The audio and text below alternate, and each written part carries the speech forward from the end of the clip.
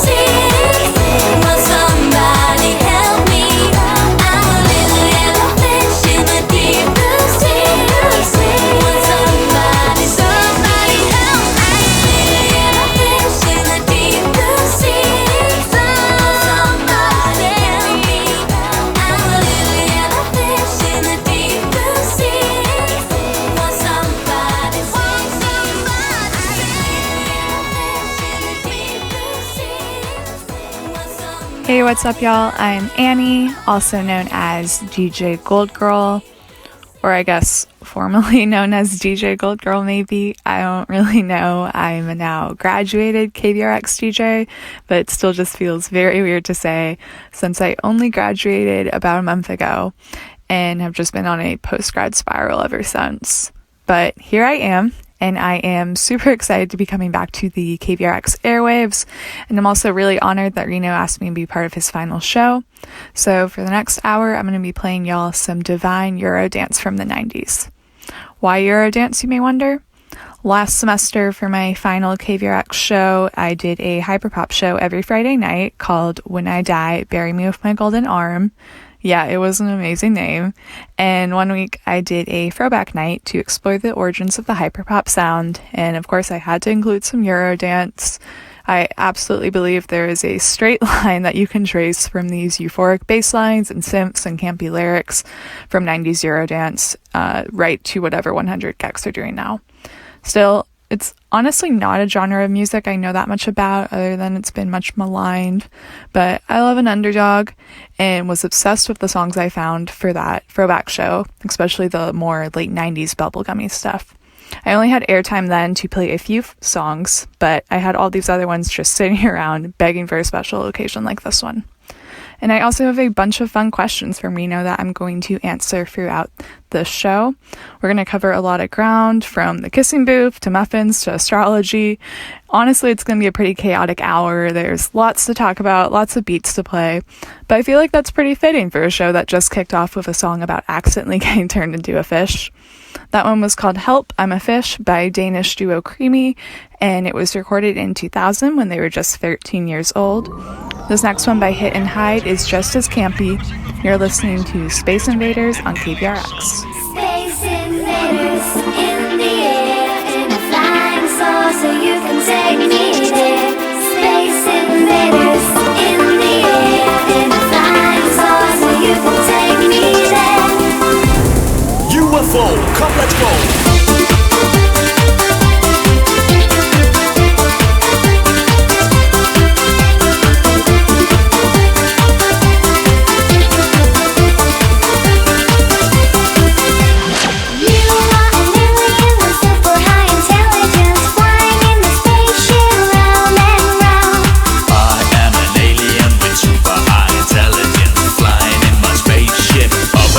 Space invaders in the air.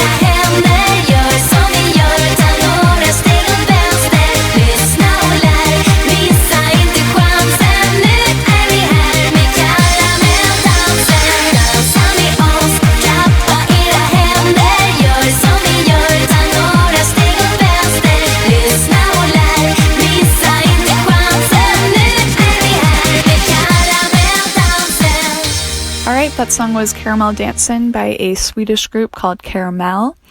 And when it comes to desserts, personally, I'm not a big caramel person. It's fine, but I'm not going to seek it out. And it always stresses me out too when they have to make caramel on the Great British Bake Off, because it never seems to cooperate, and I just want everyone to do well.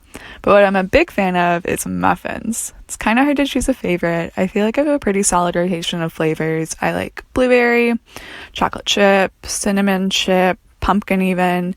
And when I make muffins, I have this one tried and true banana chocolate chip recipe and a pumpkin cream cheese recipe for the fall.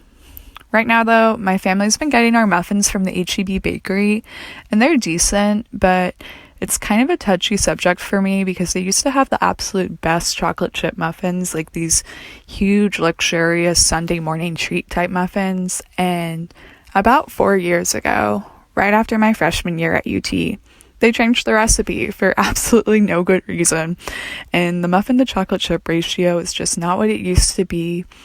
I was really torn up about it for a while, to be honest. I kind of struggled to find a replacement breakfast pastry. I'm from Round Rock, Texas, though, and of course the local Round Rock food scene is known for Round Rock donuts. And my order's always been pretty simple. I like either the glazed or the chocolate glazed or the cinnamon twist donut. Something about all the fancier filled donuts, like when they have lemon curd or some kind of cream custard inside, just not a good texture to me. It's like way too much liquid for a donut. I don't think the donut needs all that to shine. I've also previously had a KVRX show called Spilled Milk, going off that phrase, no use crying over spilled milk, which I get the gist is like no use getting upset over relatively small things that can be easily fixed. But there's nothing wrong with being a little dramatic. Sometimes you gotta cry over spilled milk. The only milk I would ever cry over, though, is oat milk, because I'm not a big milk person in general. I'm never sitting there craving like a tall, cold one. But I'm very big on pancakes and hot chocolate, and oat milk is a necessity for both. So it deserves a few tears. This next track is called Omen Free by Magic Affair.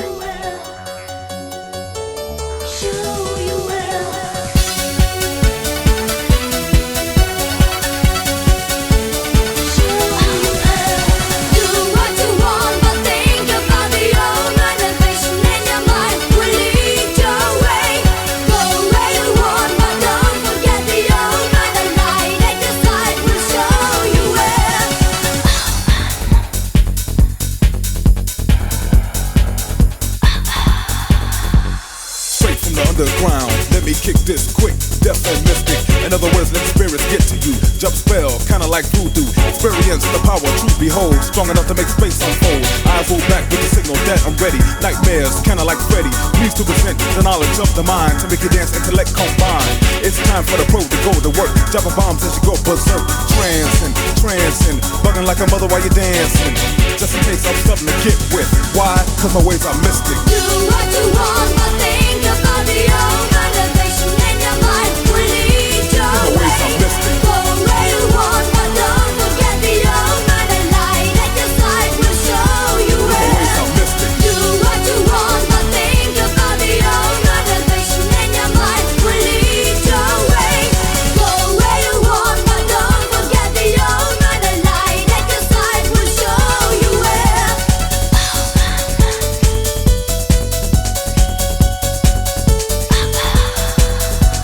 Black by historical D-man, the lyrical miracle. Known as the critical, look in my eyes and all you see is darkness. Wait a second, watch as the spark gets bright enough to light a path to a new zone. Dance as the beat keeps on, mesmerizing, my voice rising. Can't control the way I'm hypnotizing.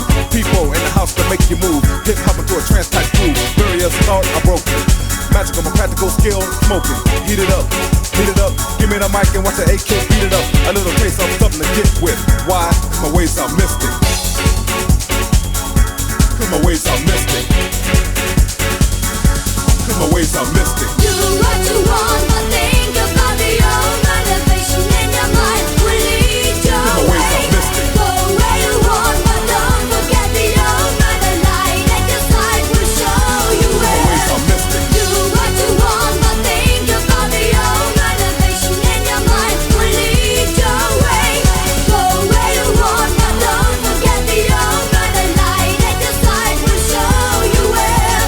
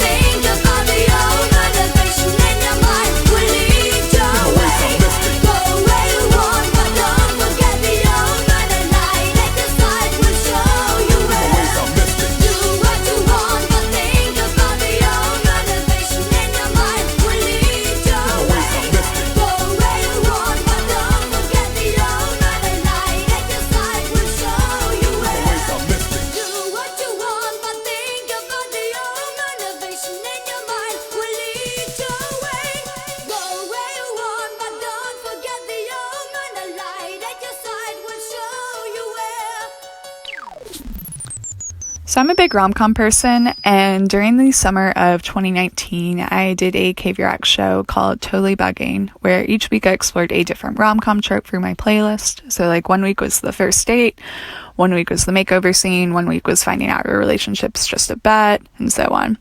And as me and my guests would discuss these tropes, one movie just kept popping up. The Kissing Booth, a surprisingly trope-defiant film. Now hear me out. The premise is simple. Elle and Lee have been best friends their whole lives, literally since birth when they were born on the same day. Instantly, I share their birthday, and I think that totally checks out. Like, the movie makes a lot more sense once you know that Elle and Lee are both Geminis. The fun thing about their friendship is they have a lot of official friendship rules. They range from rule number 7, no matter how mad you are at your best friend, you have to forgive them if they give you ice cream, to rule number 18, always be happy for your bestie's successes. Cute, right? And from the initial setup, I kind of expected it to be a classic friends to lovers story.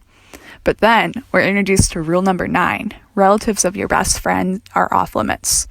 Lee has an older brother named Noah who wears a black leather jacket and has anger issues, so obviously we know he's edgy. But still, I'd argue that Lee and Elle's friendship is still the film's central relationship, despite her eventual romance with Noah. Most of the conflict in the movie comes from Elle first trying to hide her relationship from Lee and then trying to win him back over, and we're obviously supposed to be rooting for them to remain best friends. But what nobody wants to say is that Lee is the absolute worst. I am here to speak the truth. He's terrible. He's bad with boundaries and a little manipulative, and I'm just not charmed by his antics. He's the one who's obsessed with these rules and uses them as unhealthy ultimatums in a way that gives me this weird, overprotective father energy, despite them being platonic friends, like always trying to control Elle's behavior. And then he also applies the rules inconsistently, like when Elle tries to win him back over with ice cream, which, let me remind you, is the always iconic rule number 7, he throws the ice cream cone in the trash. I'm not going to say that Elle is without her flaws, like going behind a friend's back, obviously not cool, she needs to work on her communication, I agree. But to Lee I say, play silly games, win silly prizes. Now, is Noah much better? He is not. He also needs to go to therapy. I will say, though, that I watched Howl's Moving Castle for the first time last night, and if you're not going to make me a portal to a secret valley of flowers, then don't text. This next song is Close to You by Fun Factory.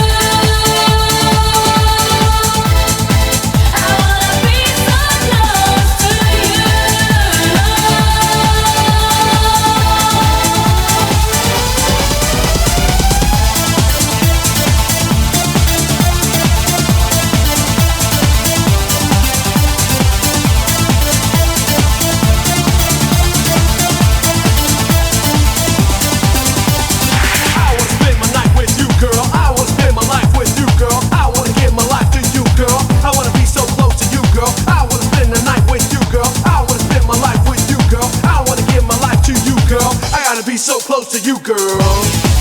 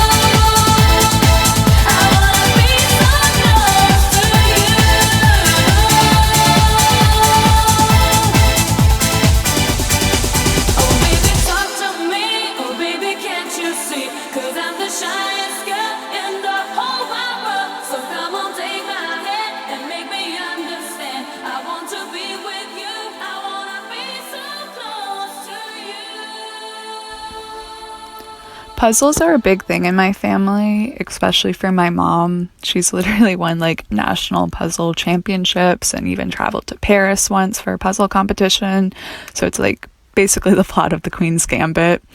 And for Christmas this year, she gave me a custom photo puzzle where the left side is a scrap of this 2012 era One Direction wrapping paper that's just been hanging on by a thread for years. And the right side is a photo of me and a Harry Styles cardboard cutout. It's the greatest thing I've ever seen, and I just completed a year-long senior honors thesis that was about boy bands and teenage girl fan culture, so it was also very fitting. As I was putting together this show, I was drawing some similarities between Eurodance and boy bands. Both were very popular in the 90s and did not receive their deserved credit from critics. Here to prove you wrong, this is Basic Element with Leave It Behind.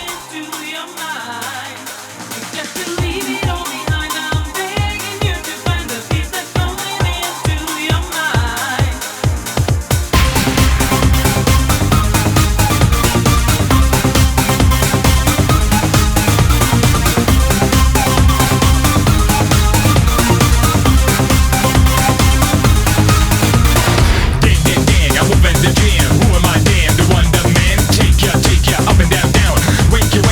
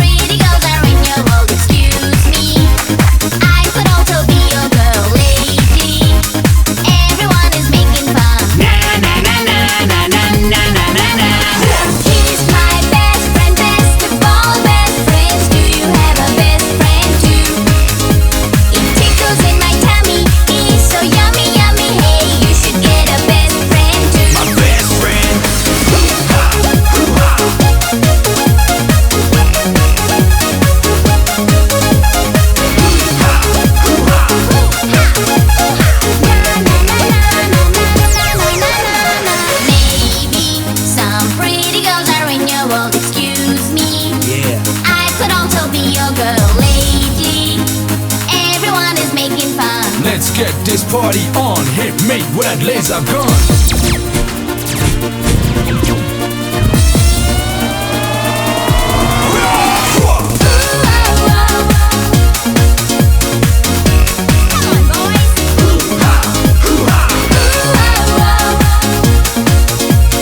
You should get a best friend too. He's my best friend, best of all best friends. Do you have a best friend too? It tickles in my tummy, he's so yummy, yummy. Hey, you should get a best friend too. My best friend.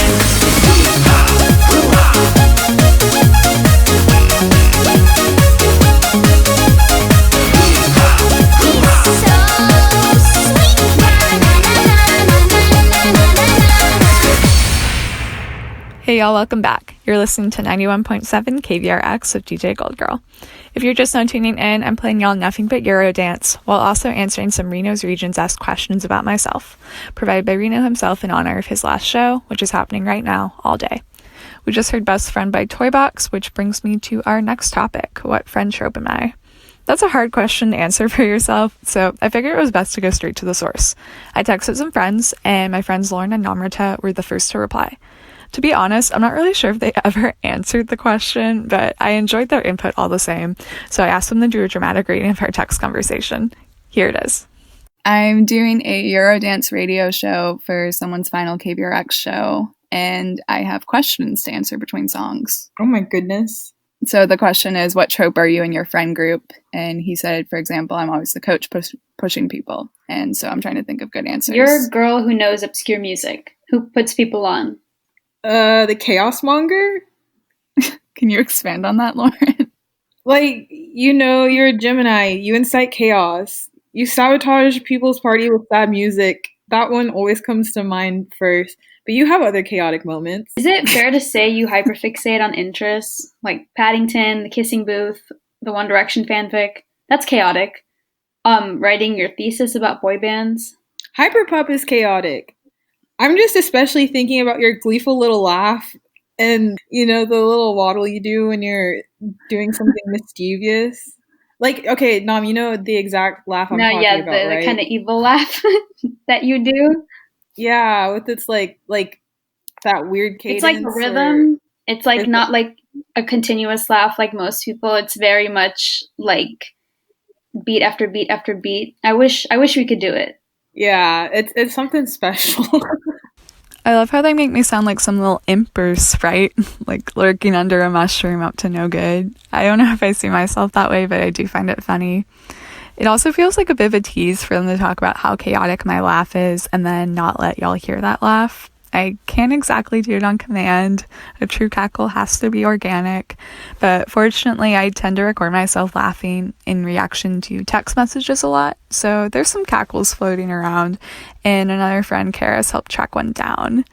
I'm kind of self-conscious to play it. Another friend has compared it to bugs clicking in a forest. But you know what? Here we go.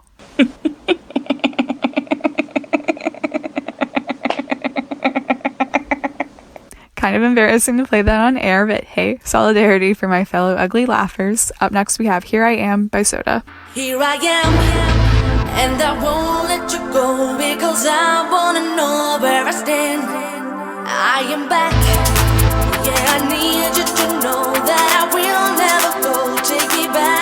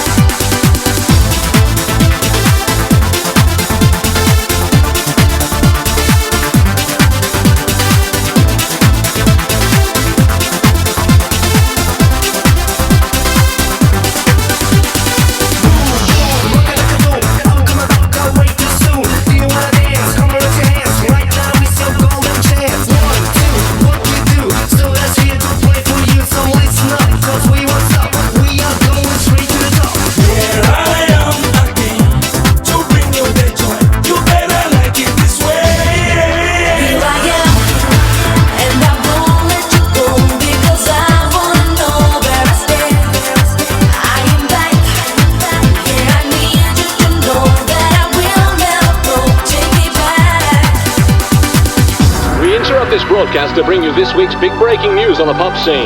After several months of silence, rumours started last week that the popular Norwegian pop group Soda had been seen at the studios. We tried to confirm this by contacting their management, but no one was willing to comment. However, a reliable inside source inside the studio told us they're putting the finishing touches to their second album, and they assure us that it is sensational. And I quote, "Ladies and gentlemen, Soda are definitely back."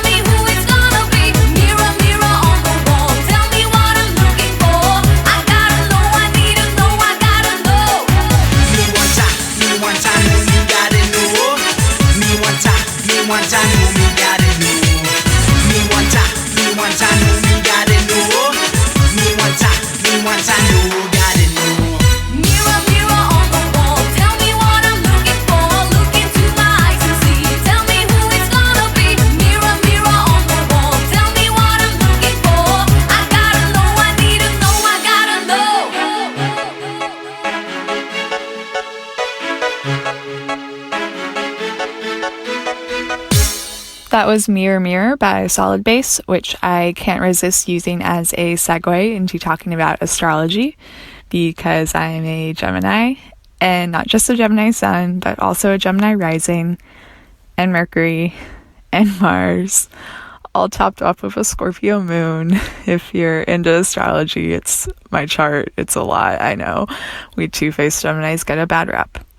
Maybe a couple years ago, I paired up all the songs from Golden Hour by Casey Musgraves with the zodiac signs, and for Gemini, I did Happy and Sad, which, looking back on that, I'm actually not sure if I still even agree with myself. I think Happy and Sad probably fits more with Pisces, but I might have been a little unconsciously subjective there, because Happy and Sad speaks to me.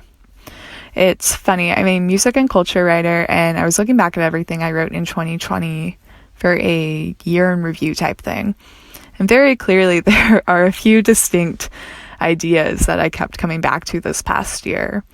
Number one, I'm really interested in dance music and physicality and finding catharsis through movement. Number two, coming of age narratives, and particularly like girlhood and taking teenage girls seriously. And number three is happy sad, or to put it more generally, all those in-between feelings like regret and yearning and desire. I feel like I have to restrain myself from using the phrase liminal spaces or liminal emotions every other album review I do, which I think also definitely factors into why I like coming of age stories so much, like how to take these transitional feelings and reconcile with them, or sometimes just sit with them. Lately, I feel like everything's been making me happy sad. Like, I walk my dog every night, and something about the cold and the last few holiday lights up in the neighborhood are kind of sad and lonely looking, but it's also peaceful. Most music makes me happy sad right now. New Year's too, although I also kind of think that's just how the holiday is every year. I mentioned earlier that I graduated a few weeks ago, and a lot of the movies I've watched since then have also fit under the happy sad umbrella for me.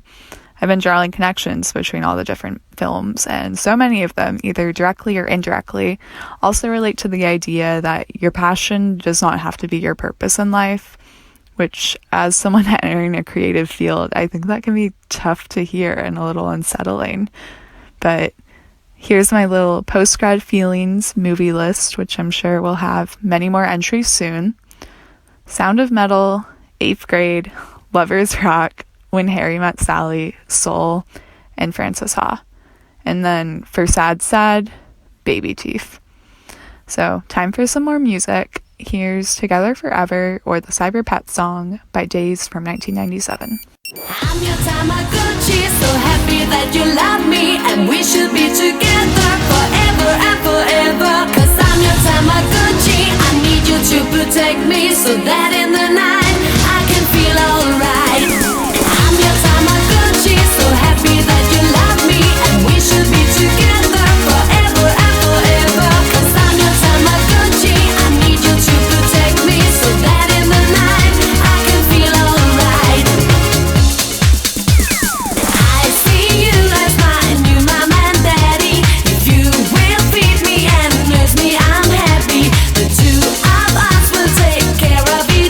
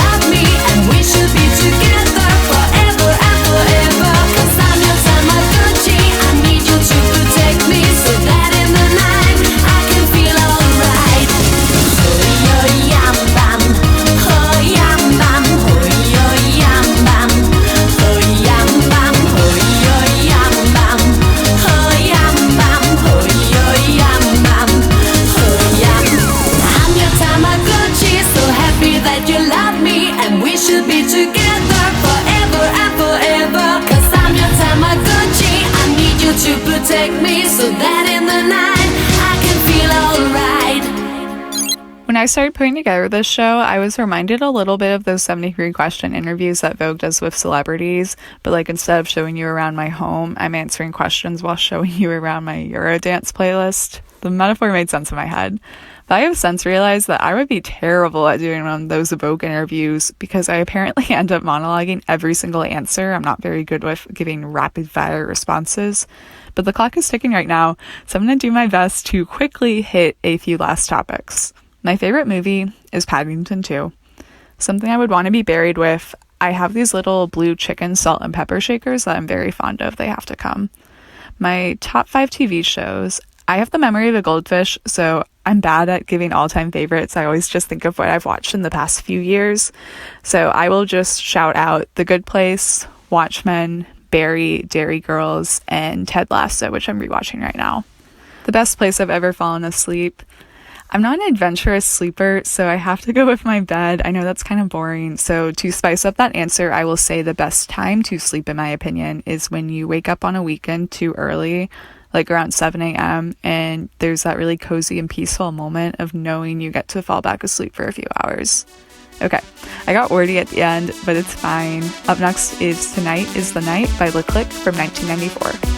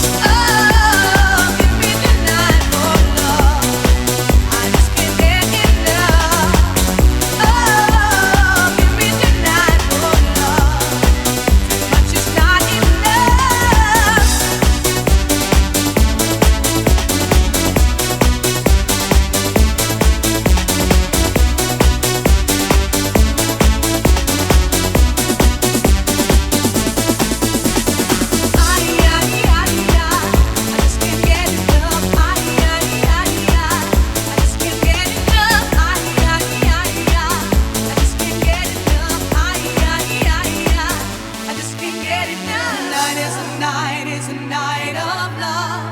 Forever and ever is never enough. Tonight is a night, is a night of love.